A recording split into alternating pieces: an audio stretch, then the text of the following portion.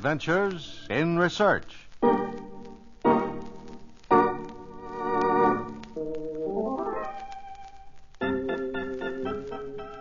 When your youngster scribbles down a list of the things he wants Santa Claus to bring, it's a pretty safe guess that high on the list is a sleek, slim device of steel and wood, a sled. This is the story of the man who invented the modern sled, added the word belly whopper to the dictionary, and turned out to be Kris Kringle's helper.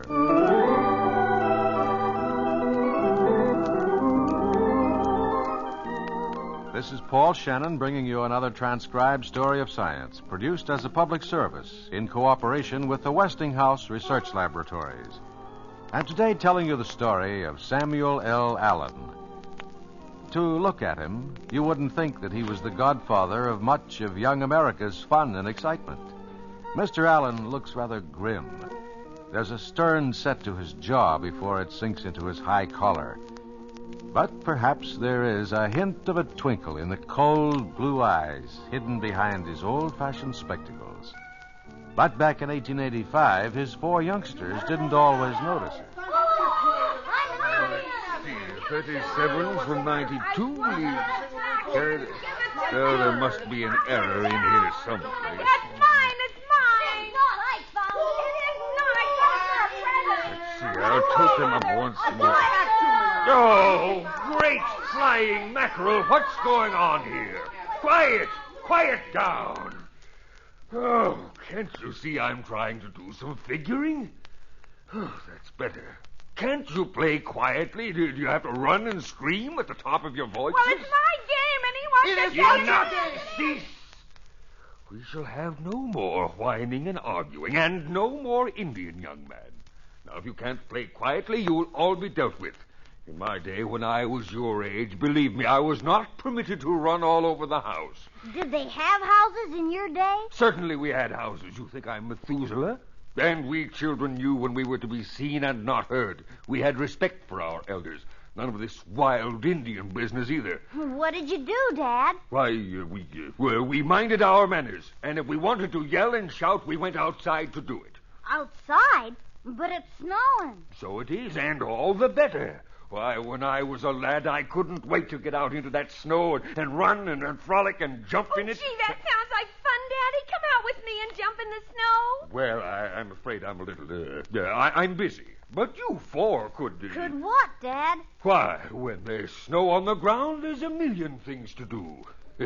When I was your age, believe me, I wasn't coming around asking my father, what can I do? There'd be no such nonsense. He was a strict man who wouldn't put up with any shenanigans. He sounds terrible mean. He was not. He was a much better father than yours, I'll have you know. I didn't mean it the way it sounded. Well, Dad, what did you do when you were a boy? What did I do?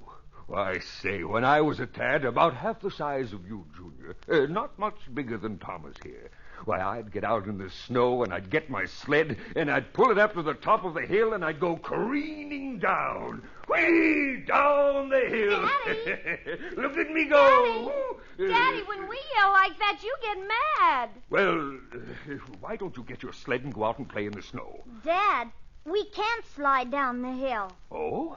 Just tell me why you can't slide down the hill, young man. We don't have a hill. Well, I don't see no hill. Great flying mackerel, boy, that's right. Well, we'll see about that. Yes, we will. Every growing boy should have a hill, and if we can't find one, we'll build one.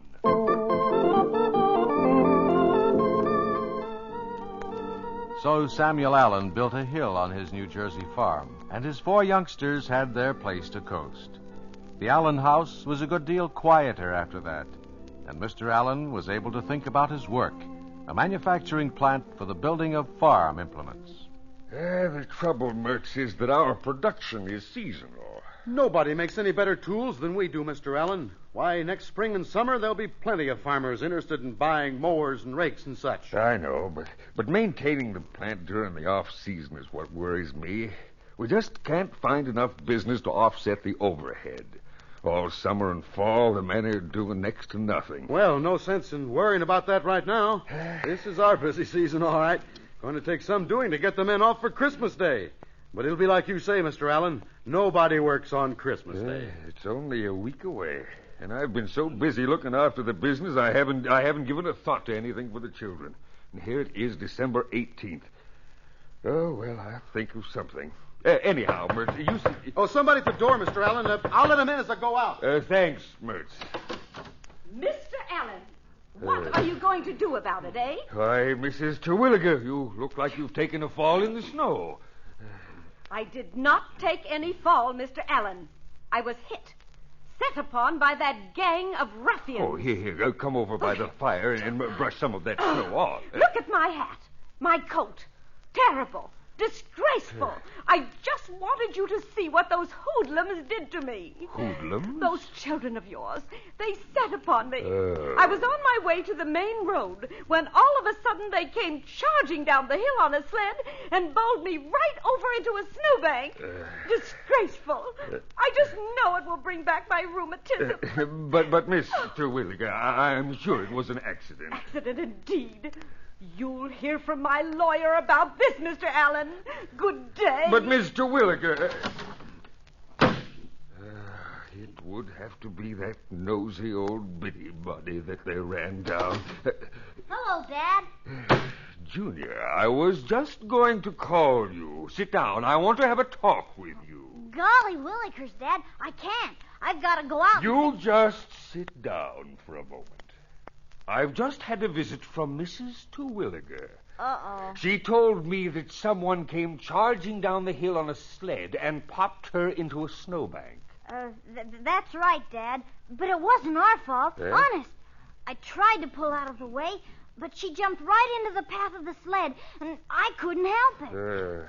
Yes, I know. Fool sleds. You're not going to take the sled away from us, are you, Dad?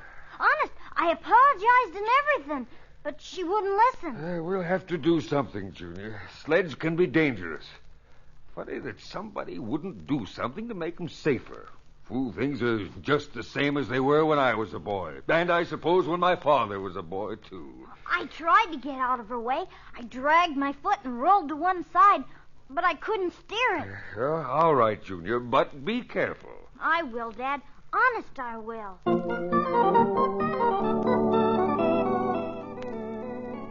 No, the sled of 1885 was no streamlined thing of beauty and no safety device either.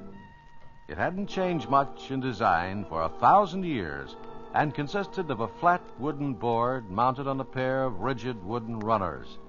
Sometimes the runners were edged with iron or bone. The wooden board itself was almost square, giving the sled a squat, unwieldy appearance.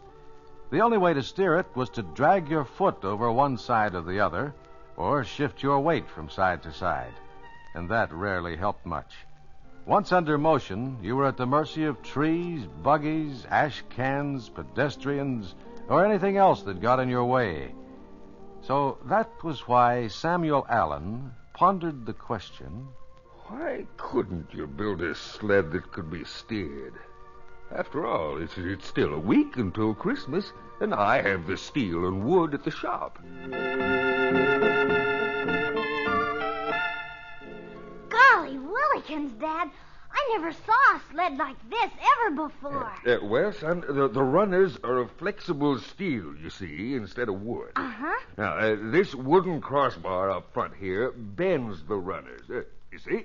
Golly. Yeah, if you push with your foot on this side of the crossbar, it turns the sled to the right. Now, to turn left, you push on the other side. Golly willikins. And I think you're going to find that being narrower and longer, it'll go a bit faster, too. Gee, thanks. Now, you take the other children out on the hill and try it. And take turns, mind you. We will, Dad. Golly willikins, what a sled. Thanks again, Dad, and gee, Merry Christmas.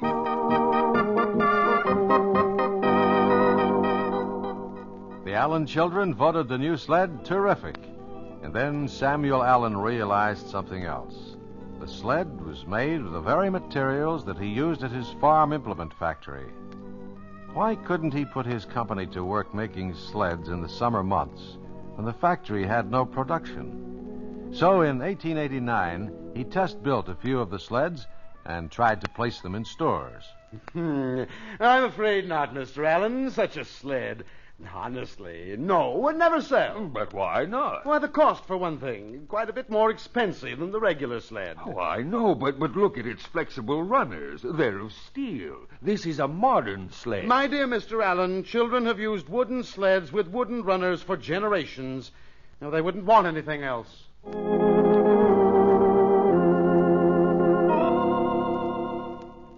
But the merchants reckoned without young America, for Sam Allen's sled was an instant success.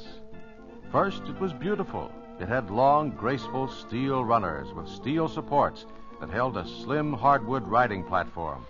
Second, it was serviceable. Its swiftness and maneuverability astonished even the most blasé youngster. He called it the Flexible Flyer and built them by the thousands. One hint of its unusual success came in its very first year when Sam Allen had a visitor.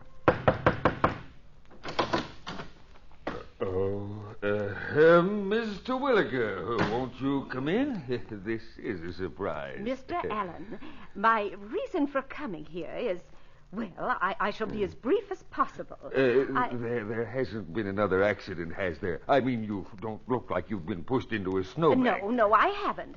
But I was just coming by, and I thought that If it's the noise, Mrs. Terwilliger, I've warned the youngsters to be more quiet, but you know how they are. I am not here about the noise. Oh.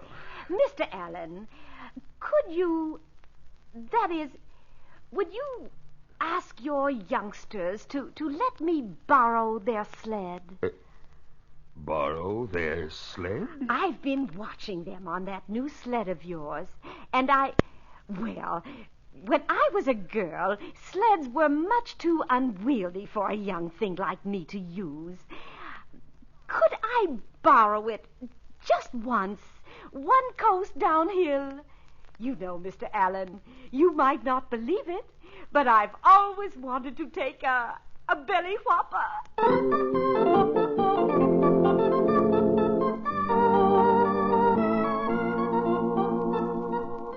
And that is how Samuel Allen invented the modern sled and made coasting a national winter pastime.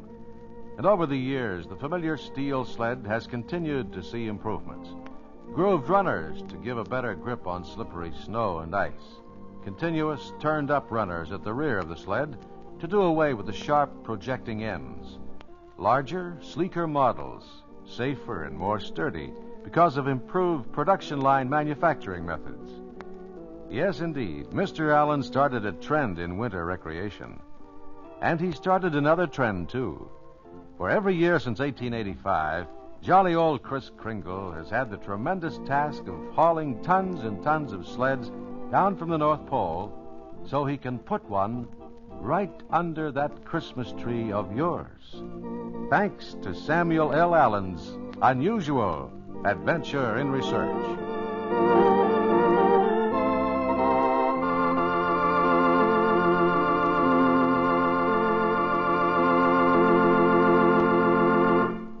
And that's today's Adventures in Research, produced in cooperation with the Westinghouse Research Laboratories.